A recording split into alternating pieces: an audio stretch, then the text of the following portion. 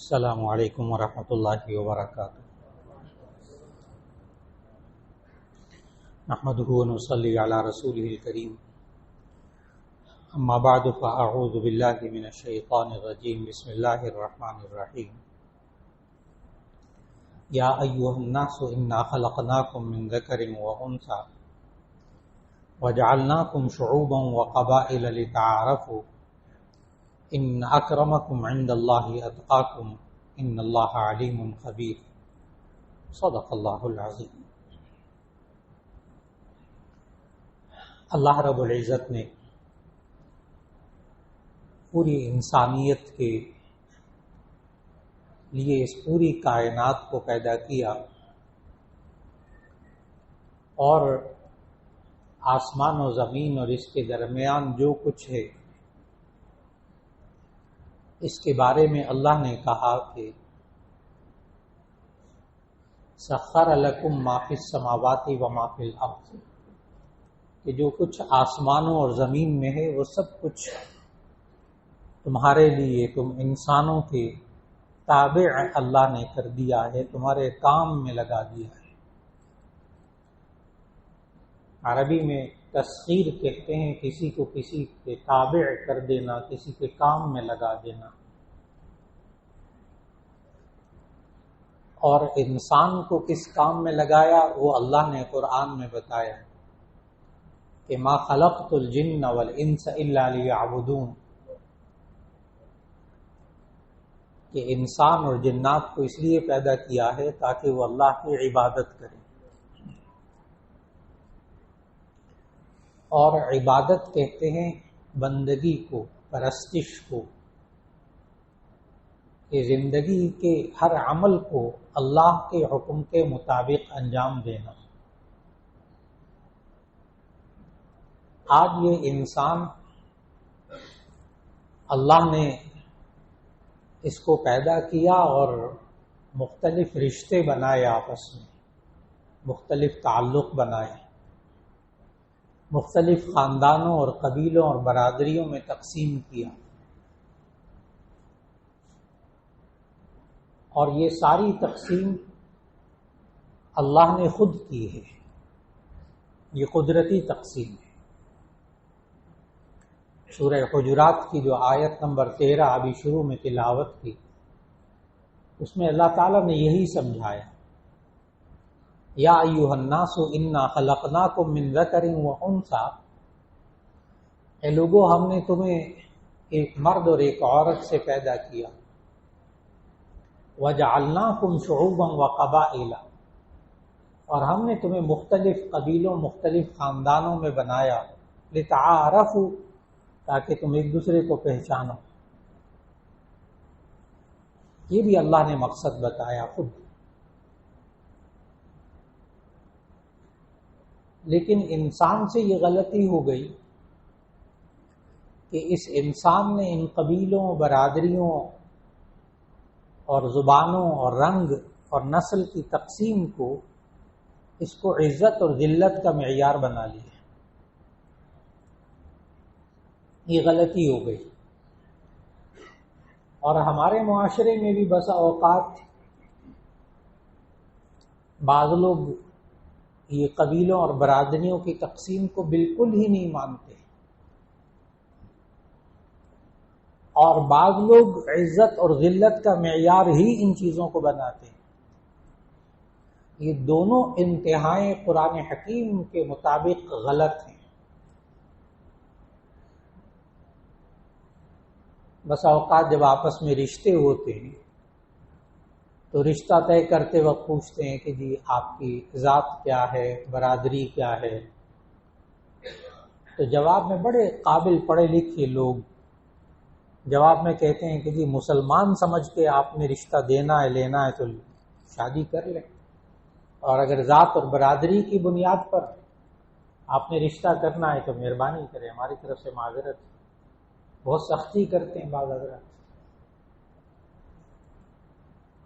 یہ بھی غلط، یہ بھی غلط۔ اور یہ کہنا کہ جی فلاں برادری عزت والی، فلاں برادری عزت والی نہیں، فلاں قبیلہ فلاں قوم فلاں ذات، یہ بھی غلط کہ ہم نے اپنی ذات اور برادری سے باہر شادی نہیں کرنی، اور سب سے اہم ذات ہمارے معاشرے کے اندر سید ذات سمجھی جاتی ہے، جس کو ہاشمی بھی کہہ دیتے ہیں، جس کو آپ سمجھتے ہیں کہ ان کو زکوٰۃ نہیں دی جا سکتی، صدقہ نہیں دیا جا سکتا، کہ وہ دراصل نبی کریم صلی اللہ علیہ وسلم کے قبیلے اور خاندان سے ان کا تعلق ہوتا ہے۔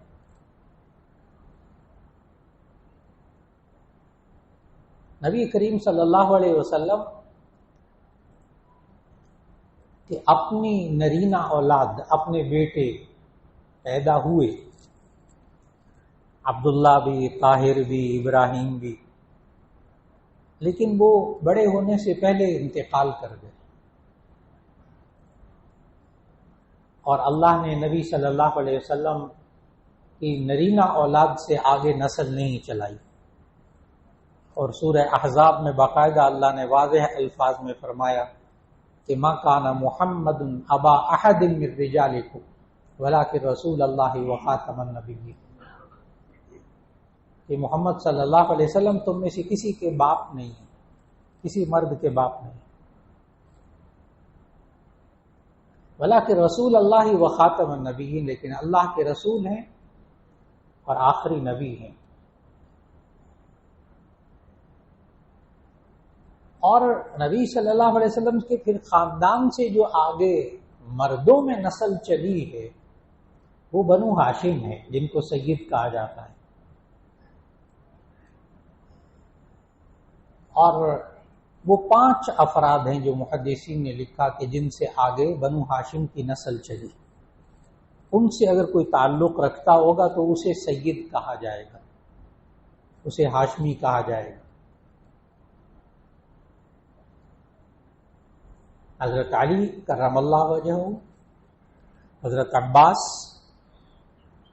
حضرت عقیل، حضرت جعفر، حضرت حارث، یہ 5 افراد، علی،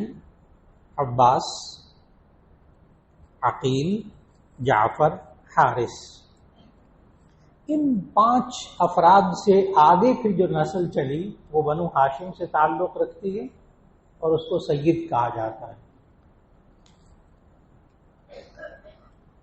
اور ان کا مقام خود نبی صلی اللہ علیہ وسلم نے بتایا۔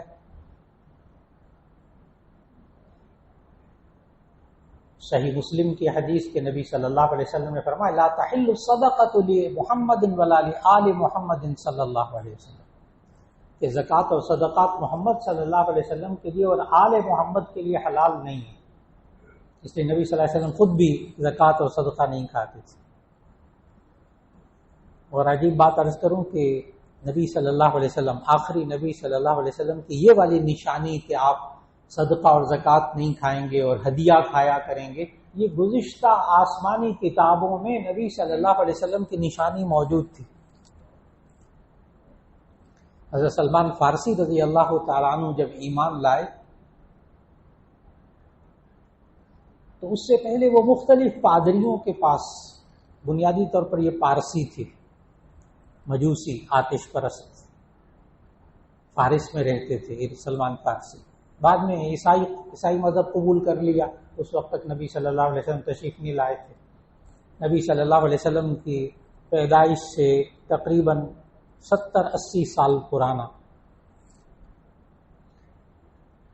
کیونکہ جب انہوں نے اسلام قبول کیا تھا سلمان فارسی رضی اللہ تعالیٰ عنہ، اس وقت ان کی عمر 90 سال تھی، اور اس سے پہلے وہ بہت وقت عیسائی پادریوں کے پاس رہے تھے۔ جو آخری پادری تھا نا عموریہ کا، تو اس سے انہوں نے پوچھا تھا کہ اب آپ کی اگر وفات ہو جائے آپ کے بعد میں کس سے رابطہ کروں، تو اس عموریہ کے پادری نے سلمان فارسی رضی اللہ تعالیٰ عنہ کو کہا تھا کہ اب کہیں اور نہ جاؤ کسی اور پادری کے پاس، اب آخری نبی کے آنے کا وقت ہو گیا ہے، اور میں تمہیں ان کی 3 نشانیاں بتاتا ہوں،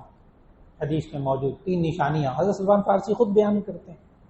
ایک نشانی ہے کہ وہ کھجوروں والی پتھریلی زمین میں آئیں گے۔